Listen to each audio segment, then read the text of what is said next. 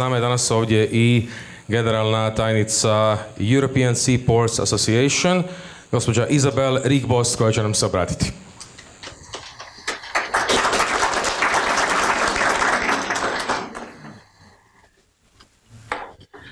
Good morning, distinguished guests, ladies and gentlemen.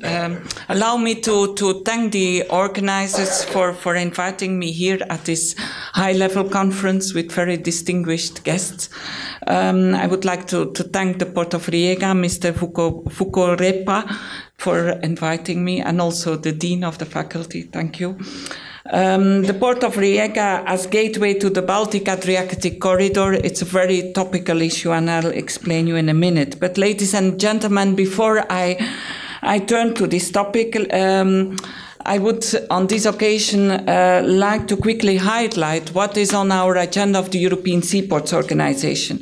As you know, we are in the first place representing the interests of the European port authorities towards the European institutions, and in that respect we follow the agenda, the European agenda. And for the moment there are three big issues on our agenda, and the first one is the trade facilitation. If we look at the internal market in transport, we see that the internal market for maritime transport is not yet existing. And this is a bit, we lose in efficiency because you still have a lot of reporting formalities, you still have borders if you go from one country to another by ship. And as ports, we are very much in favor of reducing the formalities on the maritime side, also on the customs side. So we are in favor of a European single window environment. But at the same time, we as ESPO and representing the European port authorities, we believe that we can also not be naive in this discussion. There will always be more formalities if you go overseas than if you go with a lorry over land. This is because of safety, security, and so on. So we are in favor of the single window environment, but we want to be careful that the burden that is maybe now at the ship side to report all the different formalities is not moving from the ship side to the land side to the authorities on the land side. So we think if you work on this single window environment, that you have to work also on the governance of the single window environment. So this is the first priority. Second priority is sustainability, and sustainability has always been on top of the agenda of our organization. And I must say the Port of Rijeka belongs here to the frontrunners, because since 2007 the Port of Rijeka is an EcoPorts member, which means this is like a network of ports in the European Seaports Organization who are wanting to put environment on the agenda, who want to perform better on environment. So Rijeka is one of the 100 ports that engages in this network on environment. And I would like to thank the Port of Rijeka for being a part of that network. If we look at the sustainable agenda, we see the first topic and the most important topic at the moment is climate change, and the decarbonization agenda. We have the Paris Agreement. All member states have to develop a plan to comply with this Paris Agreement. And this means that ports are often and most of the times are part of that plan. So they will have to do and have to invest in diminishing the CO2 of the operations and so on. But we also believe that shipping should also take a part and a responsibility in that respect. And last week there has been in the Parliament a vote saying the Parliament and the Council made an agreement saying that at IMO level, because we also think that if the shipping sector has to do efforts, these efforts has to be made and has to be agreed at the international level, because shipping is a global sector. But they need to be there. And so now at European level, they have put the wish that by 2023 there would be an international agreement on a target to limit the CO2 of shipping. And if we do not have this target at 2023, then maybe European measures should be taken. And it's important. Why? Because ports are really on the first row. If the climate is changing, if the sea levels are rising, then ports will be the first to suffer from that. And at the same time, most of the ports in Europe, if not all, are mixing this public and commercial interests. So they have a certain engagement on sustainability. And also, finally, if the shipping sector is not doing its part of the job and do not have these commitments like all other sectors in the economy, then it's a bad image for the shipping sector, and a bad image for the shipping sector also means a bad image for the ports. Another file that is on the agenda is the review of the Waste Reception Facilities Directive. I won't expand on that, but this is also something we will be very active on. The third priority is investments, and that brings me to the topic of your conference. End 2013, the new existing TEN-T policy and the financial leg, the Connecting Europe facility was decided, was finalized.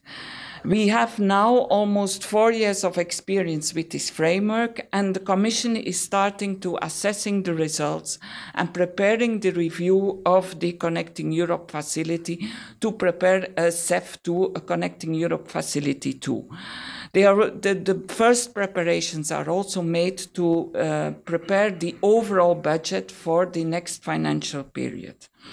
As ESPO, European Seaports Organization, we have been very satisfied with the framework of 2013. Why? Because it was the first time that in this transport infrastructure policy, the crucial role of ports was recognized. Ports saying they are nodes and primary nodes of a trans-European infrastructure network. We were also satisfied because the budget was a lot stronger than in the period before. In 2007-2014, it was 7 billion. Now 2014-20, it's around 26 billion. Ports have never been big demanders of TEN-T money. They had to learn to submit projects. And now they do it, but what will happen for the next period?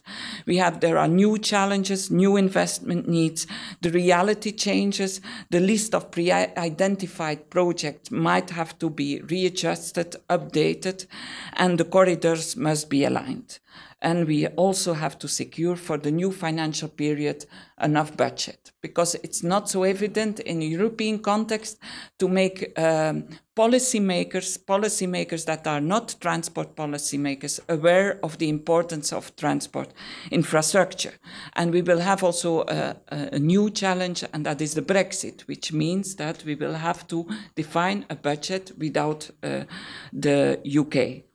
As ESPO, we are commissioning a study. We want to investigate, and we want to have a file ready for this review. We want to see what are the current priorities of ports, European ports. Why do they want investments? Why do they need investments? We also want to see what is the EU added value of European port investment projects, and why do we need grants? What we have seen in these last 4 years, in fact, of the whole CEF budget, only 9% went to ports and to motorways of the sea. So it's not such a big amount, and maybe we should try to have a higher amount.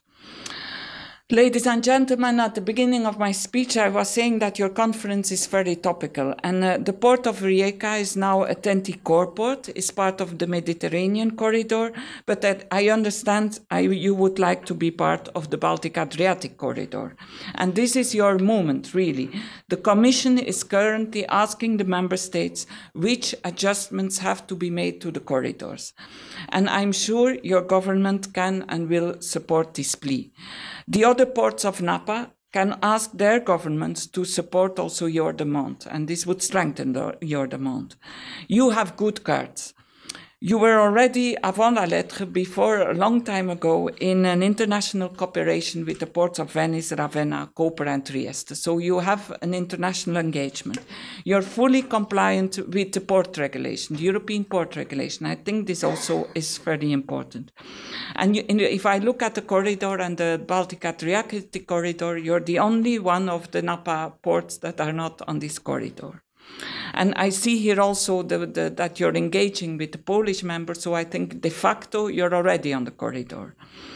In 2013, you were new in the European Union. Now you have your MEPs, you're fully present in the European Union, so I think the corridors should be adapted and should be aligned.